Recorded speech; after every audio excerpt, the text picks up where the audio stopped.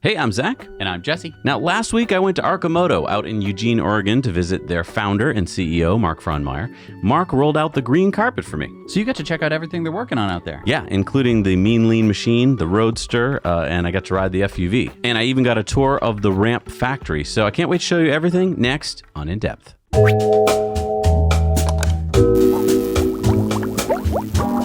And today's show is brought to you by our friends at CCAN. Now, a quick reminder, only a few weeks are left before our friends at the Chesapeake Climate Action Network Action Fund give away a luxury Tesla or Launch Edition Rivian pickup truck as part of their summer raffle. We've highlighted CCAN this summer as a nonprofit promoting clean energy in the fight against heat waves, floods, and other climate impact. In fact, the group played a big role in passing the huge federal climate change bill earlier this month that invests tens of billions of dollars in U.S. electric car manufacturing and rebates. We're grateful for their work. And now you can join CCAN's creative fundraiser that gives you the chance to win a top-of-the-line Tesla or Rivian truck while helping their good cause.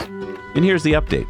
The raffle is still undersold. The group has sold only around 3,500 tickets with about 2,000 still unpurchased. That's fantastic news for anyone who's already bought a ticket or wants one now. Visit evraffle.org to take advantage of these ridiculously good odds. Another reminder, the group went out and actually bought a Rivian truck. They have it in their garage in mint condition, and you get the keys the days of the drawing. No waiting. And if a Rivian isn't what you want, the winner can choose a build your own Tesla instead with up to $135,000 in Tesla credits to play with. Amazing.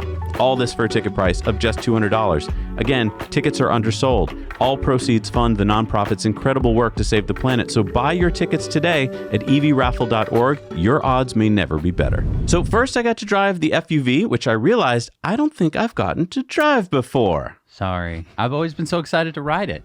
All right, you ready for this? Ready. Let's do it. Oh, yeah. So Jesse never let me drive it before. Oh, really? So yeah, I had to leave him behind to actually get to drive it because it's so much fun he wouldn't let me drive it. Nice. So then Mark took us on a tour in all the Roadsters up to the top of one of the buttes, so we got a great view of beautiful Eugene. I feel like we need Owen Wilson on the ride to just keep going. Wow. Wow. Welcome to Eugene. This is beautiful. Wow. What a pretty town.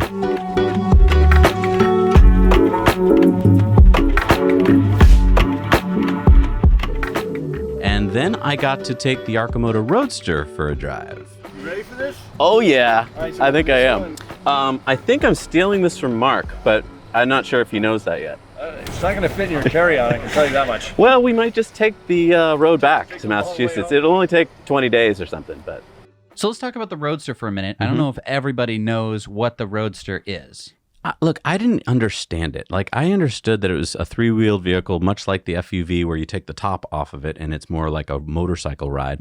And I saw it and I was like, this is cool for some people, but it ain't for me. And then I got on it and I realized I'm not a motorcycle guy, but it is for me. I was enjoying the heck out of it. I am on the Roadster now, folks. Ho, ho, ho, ho. Yeah. I kind of forget about this product. But this is something to be excited about. This has a whole different wind in your face feel. You're probably just getting a lot of wind noise right now on the microphone, but that's because there's just this little windshield here. Oh, yeah. Oh, yeah. I'm really enjoying this. Woohoo! Yes, this is something else. Something else. Oh, Jesse, I'm so sorry.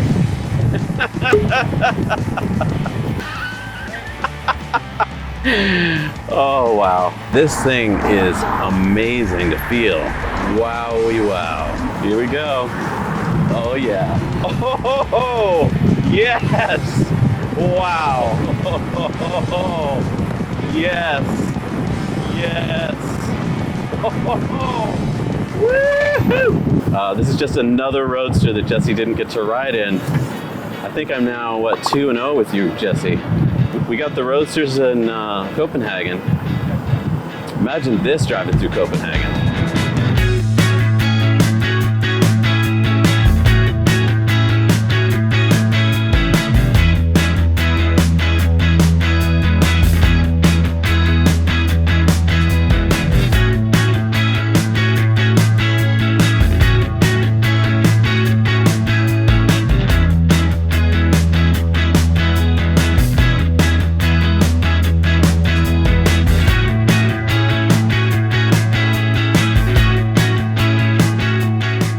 Oh my God, Mark, you just changed my life. Let me just tell you, I knew about this product, but I didn't understand it at all. And this is so much like Teslas with butts and seats. You have to experience this to understand it. Yeah. It is mind-blowing. It is so, it's that to the next level. Like, holy crap. Yeah, you just get the full world. Yeah, I'm just permanently laughing the whole time. Thank you so much for letting me ride this. This was a blast. Do you need to calm down? I need to calm down a little bit. I totally need to calm down. Now, what's the difference between the FUV and the Roadster? Because they look like they have a very similar footprint. Yeah, it's kind of like if you were talking to an alien about the difference between a car, a motorcycle, and an e-bike or something. They'd be like, they're all on wheels. What is the difference, human? But when you're on a Roadster, you're riding more like a motorcycle. So you've got that kind of feel. It's not a full windscreen, so you're getting wind in your face. When you're in the FUV, obviously you have the full windscreen, you're sitting more upright, and you've got the, fully protected thing. So it's just a different feel. Now, what is on the side of this Roadster? Yeah, so these are both Mark's personal vehicles, and he's got a dog, and they've been testing out, I don't think they have a name for it yet, an official name, but it's where you can put your pup. And so on his FUV, they've got one of those sidecars, and it's got a little windscreen. And then they've done the second version, which is on the Roadster, which has a bar over the top so you can hook the leash on there so that your pup can't hop away. I really like the look of this. I like it too, and it's really functional because you don't just have to use it for a puppy. You can also use it for groceries. Yeah, and I kind of want one on either side. Is that feasible? Probably. Although it would make it a little hard to get in. I suppose. It looks so much more substantial on the road. I feel like people are gonna give you, okay, it's a big vehicle. It doesn't. Well, look that's like what it has I three liked wheels. about the Roadster is that unlike a motorcycle, this is a lot of visibility. So I never felt like I was going to be edged out on, and I got onto the highway on it too, and we were going highway speeds, and I felt really safe. That's really cool. And I really love the sidecar look. I would opt for two of them. And I even wonder if they can incorporate that into added crash safety. I'm just thinking for Amazon delivery and stuff. If you had that just piled up with, Santa Claus style gifts and packages, Sure. seems, Santa on a Roadster. that'd be sweet. So then we got back to Arcimoto, and I got to ride on the Mean Lean machine, which is their new three-wheeled, I guess you'd call it an e-bike, but it leans and it's got three wheels, so it's very different from an e-bike. And I'd seen it, we'd all seen it, but I hadn't got to ride it. And turns out I think I'm one of the first people outside the company to get to ride on it. Might be the first one outside the company to actually get us. Really? So, Dude. Thanks for being on. Wow, I showed up on the right day. Really cool. Now, the day that I was there, the pedal function wasn't working yet. They were still working on some software, but I did get to experience it with the thumb throttle. Here's the thing. I'm getting older. And so I think a lot about safety when I hop onto a bike, more so than I did when I was in my, say, 20s. And I do not want to fall off a bike. And you remember we were up in Provincetown. We were riding our e-bikes around. We got a little bit reckless. And one day we were driving back to the campsite, and I kind of hit a curb a little bit wrong. I went up into some grass, and luckily I pulled it out the last second. Didn't have to drive me to the hospital. But I was thinking, two-wheeled e-bikes can be a little dangerous if you hit gravel or whatever. Yeah, I went on an e-bike about a month ago, and just hit this little weird tuft of grass, basically. And so the bike basically stopped going in that direction, and I kept going in that direction, so I fell off of the bike. And, it wasn't a big deal for me. I had a little scraped knee. I didn't cry. It was just a little boo-boo. But that could be a very serious fall for some people if they're not expecting it. That could be ride ending and the last time you're going to ride an e-bike. Right. Plus, this is a different feel. You're sitting back almost like Harley style, and so you don't feel hunched up over, and you're not high up, you're low down, so the center of gravity is low. I just felt really safe, and I felt like even if I did something kind of dumb, because it's got three wheels, I wouldn't tip off. Yeah, and the neat part is that there's 4 motors on it. 3 act as motors, and the 4th is your pedal control. And it's too bad you couldn't get to test that out. I think that is a very important piece of it, especially for avid cyclists who are, getting on an age and want that safety. Right. But it would also allow you to basically use this as a stationary bicycle and to charge it up. Right. Now, the version I was on is called the Cybertrike. It's kind of the midline model. We don't have pricing on it yet. There's going to be a baseline model called the Sidewinder. Then the top line model will be the Mean Lean machine. I don't know if they'll come up with another name. And we don't, again, know the pricing. But I'm very excited because I think this is going to be a really safe option for a lot of people. Even though it won't be, as cheap as an e-bike. The range, did I tell you, by the way? No. If you add the second battery, you can have a 200-mile range. What? Yeah. What? Yeah. What?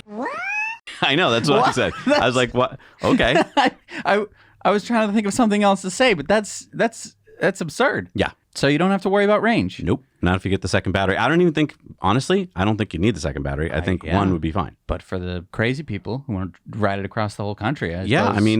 I mean, there's a lot of storage space. You can put a second person on the back. There'll be that option. You can also put some kind of basket.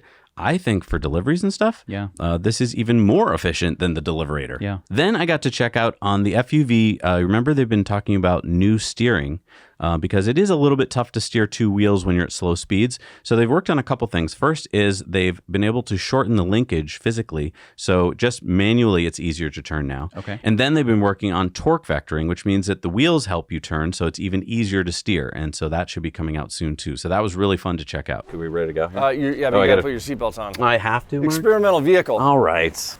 Are we fired up? Do I need to do anything? We're good? Looks like you're good to roll. All right. Oh, I'm going very low speeds and I already feel something different. Oh, wow. So at slow speeds, I can turn really easily. And so, yeah, I mean, I remember when I rode some of the FUVs that we got to test out over the past couple of years. Yeah, you drove them. Yes, you drove them. When you weren't moving or when you were moving very slowly, it took a lot of force to turn the handlebars. But you're saying that basically they were able to physically change it and make it easier to turn. Yeah, two changes, one with motors and one with linkages. That's really sweet. Yeah. And next I got to take the whole factory tour. And this is really exciting as well because if you remember in the early days, a year ago, they had AMP, which was their factory. And it looks big on video, but it's not that big. And then they got Ramp, which is their new facility, and Mark took me around there. Oh, wow. Does it ever get old? It doesn't. I just always think of this scene from Wayne's World where Wayne opens the door to a bunch of like training ninjas. I kind of feel that way every time I walk into this facility. It's like, wow, we actually get to do this? Yeah, right? It's pretty cool. It is really cool. Now, I don't want to show you the whole ramp tour here because it was a little bit long and it's detailed. I was thinking we'd put that whole thing up on Disruptive Investing. So if you're into Arcimoto and you want to know all of the deets, we'll put that up there. You can go check that out. We should have that up, I think, this weekend. Is it true that mass production is the hardest part? I mean, you've been in this for years and years, right? Is this really as tough as Elon says it is? I've got my own opinions. I would say every part has been the hardest part. Okay. And we've just gotten better and better at tackling big problems. I think one of the real advantages we have versus building a full-size car is it's a much simpler platform. It's a much smaller platform. And so, kind of the sort of the super massive production equipment and facilities that you see in Tesla, a lot of those we won't ever have. Gotcha. But now let's talk about some of the interesting points of this tour. What really caught you? I didn't understand production. Just like Elon says, mass production is the hardest part. And I thought, well, that means it's hard to make 1 million parts. No, I still didn't get it. The super cool thing about really all that we've set up, from laser cutting to welding to machining to plastics, is that it is production equipment. It's also really great prototyping equipment to speed up the development process on all the different programs we've got going. So cool. And has that led to some of the reasons why you guys have come up with so many new products recently? When those products go from an R&D concept into, okay, this is going to be a production product, that's when we do the work here to get the plastics right, program in the lasers and the benders and so on to get the metal fab right. And so this manufacturing setup really lets us leverage that. When you make a prototype, it's not perfect yet. You still need your customers to try it, test it, find little changes. And because it's a vehicle, there's dozens of little things that might need to be changed. Maybe you want to move a button over here or change the headlight. If you make that change, if you've already ordered 100,000 of the headlight, then you're stuck with that headlight. Okay. So what they're trying to do at Arcimoto is find a way to iterate quickly and cheaply without having to buy 1 million of one of the parts that might need to be changed. And that's what they talked about on the tour, is that they have all these machines that let them iterate fairly quickly and inexpensively so that when they do finally get it right, then they can send those parts out to get mass produced. I see. And so when Elon talks about prototypes are easy, it's because, I took some bubble gum and I put it on here and dried it and then I shaved it with a thing and then I painted over it. It's like, you can't do that on a production line, obviously. Well, I'll give you an example. Take a look at this machine here. It's probably familiar to you. Is that a thermoforming machine? Exactly. I thought there's just one way to make the form, which is aluminum. I've seen those before. And so you're seeing those on that wall here, big wall full of aluminum forms. But those are expensive to make. And you only make those when you're sure that that's the shape you want. Look at this other wall over here. That's a wall that's not made of aluminum forms. That's some other very cheap to make. They don't last that long, but they're good for iterating. Let's make a couple of these and see if they work. Right. And I mean, this is not new to anyone who's familiar with this form of manufacturing. But for most people, we don't know what thermoforming looks like. And yeah, when we do see it, it's on how it's made. Right. And so, yeah, of course, they have the production version of the mold. But yeah, you can make molds out of different stuff. And thermoforming is great because it's super cheap to produce molds for it. Exactly. And so now that they have their own machines and they can do this, they can iterate fast and they can make parts and they don't have to wait for them to come from China. And as Mark was saying, they can, once they've finished and finalized the design, they can get it injection molded if that's going to be cheaper. Exactly. For some of the plastics, there will likely come a time when it makes sense to injection mold certain parts if when we're building 50, 100,000 vehicles a year. But there you're talking about incredibly expensive tooling. Right. And that's where you really want to make sure everything is perfectly dialed for mass production. And that's where we'll get there in the next couple of years. Yeah, so it was really great to see them producing. I guess the only downside to me was I was expecting more than 6 a day to be being made right now, but they are busy ramping up the ramp, and so I guess that also takes a lot of their efforts too. Yeah, I mean, if you take a look at the ramp facility, it's not fully up and running. Right. It was cool that you got to get onto that second floor and get a nice overview of it. And yeah, they're going to be moving all of their engineering department up there so that their engineers are close to production. I think that that's great. And yeah, it definitely seems like they're going to be able to ramp up production a little bit higher once they get the full thing going. Yeah, very exciting stuff. I'm really pumped about it. So we're going to be talking about that on our Investor Club. So head on over to patreon.com/nowyouknow. There you can support us for as little as $1 a month. But if you want to join some of our other perk levels like our Investor Club, we talk a lot more about ways that you can make money. Thank you so much for joining us on this in-depth. We hope you enjoyed it. And again, if you want to see the whole tour, you can head over to our other channel, Disruptive Investing, where you're going to get the entire shebang and see the entire factory from tip to tail. If you take a minute and hit the like button, it really helps out this channel. We'd really appreciate it. We'll see you next time. Now you know.